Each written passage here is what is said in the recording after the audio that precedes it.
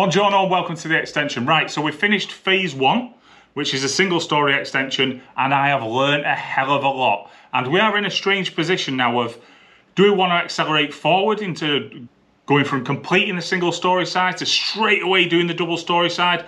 Or do we want to take a break, or do we want to postpone it? Is there anything we want to reassess? How are our funds sitting? Lots of different questions at this time. On top of that, we had a bun in the oven. There are so many things I learned and I want to share with you at this point that maybe I've missed off on the earlier ones or just skimmed over, that maybe, like, for instance, the payment plan or the way we structured our payments with the builder was incredibly good and suggested by the builder to do it in this way. And it protects you and it protects the builder. Because the builder is really important. He's relying on that money coming in. And you've all seen the videos on YouTube and everywhere else about builders smashing up things and not being paid. And I mean, talking to a lot of the lads throughout the job, like the scaffolders and the builders and the electricians, some people are unbelievably bad that they will do an extension, have the people do the work, and then when it comes to payment, skip out.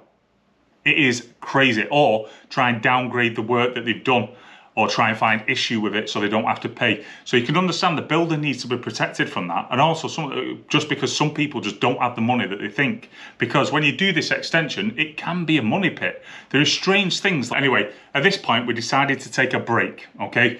The dust did us, the amount of dust is crazy. That PVA tip, mixing it with water, trapping it on the walls and on the floor, and taking the dust away is a mega good tip in my opinion, and it works for us, so hopefully it'll work for you.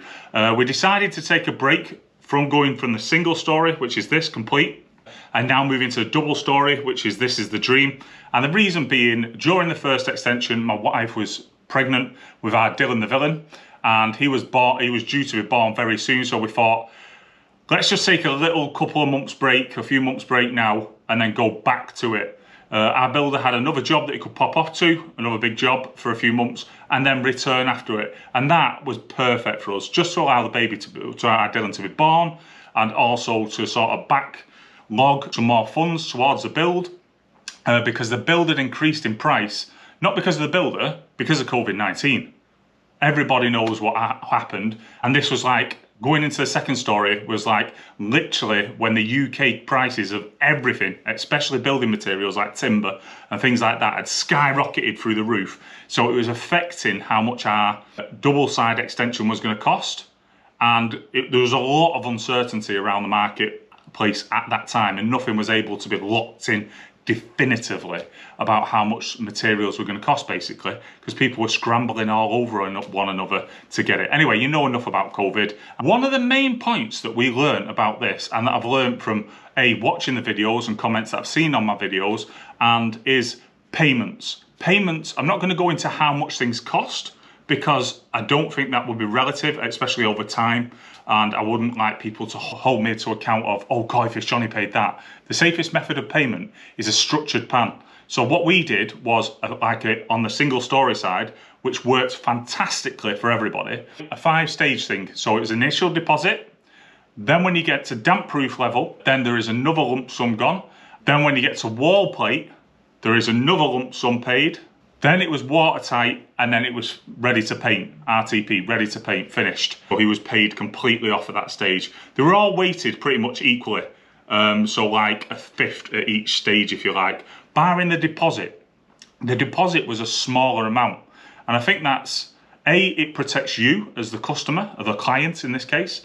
So they turn up for work and you're not like putting a massive lump sum down and they don't turn up. That ain't good, is it? So the initial deposit was a little bit smaller than the rest. And that payment plan massively works, and I can't see a reason why you wouldn't use it, if you know what I mean. It allows for adjustments, it allows for such as things as like COVID-19 affecting the prices of things going up, needing piling, unarranged costs, because I don't think you can be definitive, because as good as a builder is, he can't see into the ground. He can quote on the job, but if the builder runs into something that is just unexpected, such as the quality of your soil not being good enough, needing piling due to trees, or something strange like a dead body being stuck in the ground, basically they can't see into the ground. So if there is things that you need to adjust around them, you need to understand that the budget is, or the payment plan is structured exactly how you'd like it, but it could be subject to unforeseen change. Not in a way that people, like I mentioned in my earlier videos about people incrementally increasing, ingenuinely, but genuinely from the builder's perspective.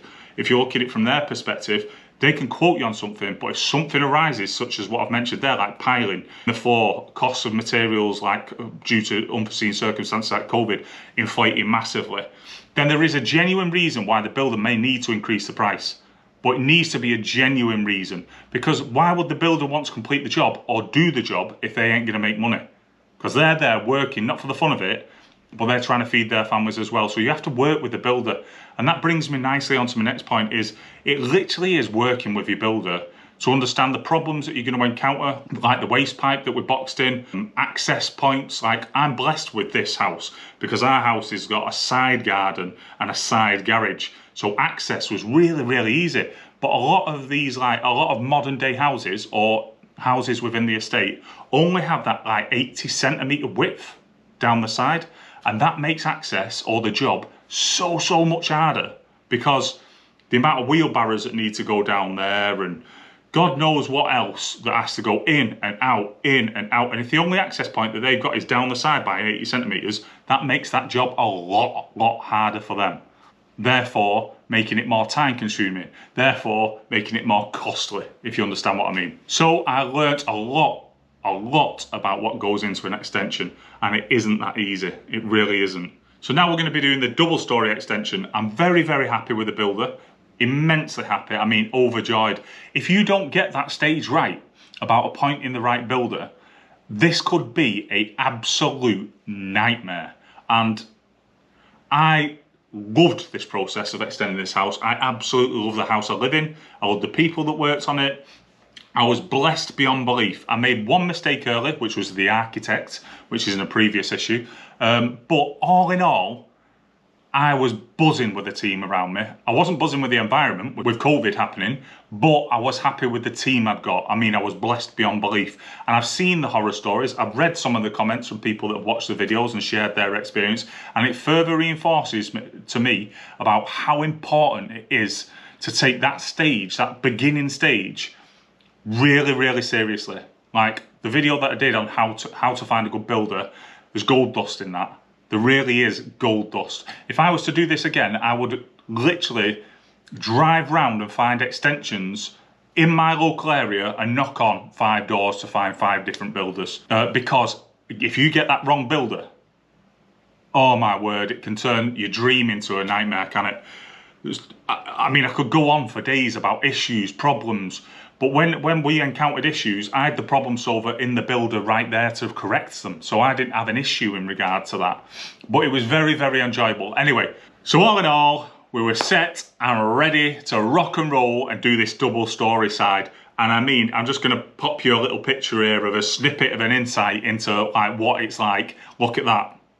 The house looks like Hannibal Lecter. It looks like it's been locked down. It looks like, oh, I remember living at this stage and it was just mental, absolutely mental. I do not know how we got through this with a newborn baby and a 2-year-old living in the house at the same time. We must have been mad, but we did get through it, and we did get through it immensely well. I mean, I can't wait to show you at the end. It is magnificent at the end, absolutely beautiful. I hope you enjoy the next video, which is a step-by-step. I try to record intermittently every week or two. You know, like same sort of thing, going round step by step by step. But there were some steps, like the knock through, where you just don't get round to recording because there is that much going on. But the finished article, mwah. Well, I say finished. As soon as you finish and you finish decorating, then your wife wants to change everything again. So, hey, that's the way it works, isn't it? So take care. I'll see you on the next one, and it's amazing.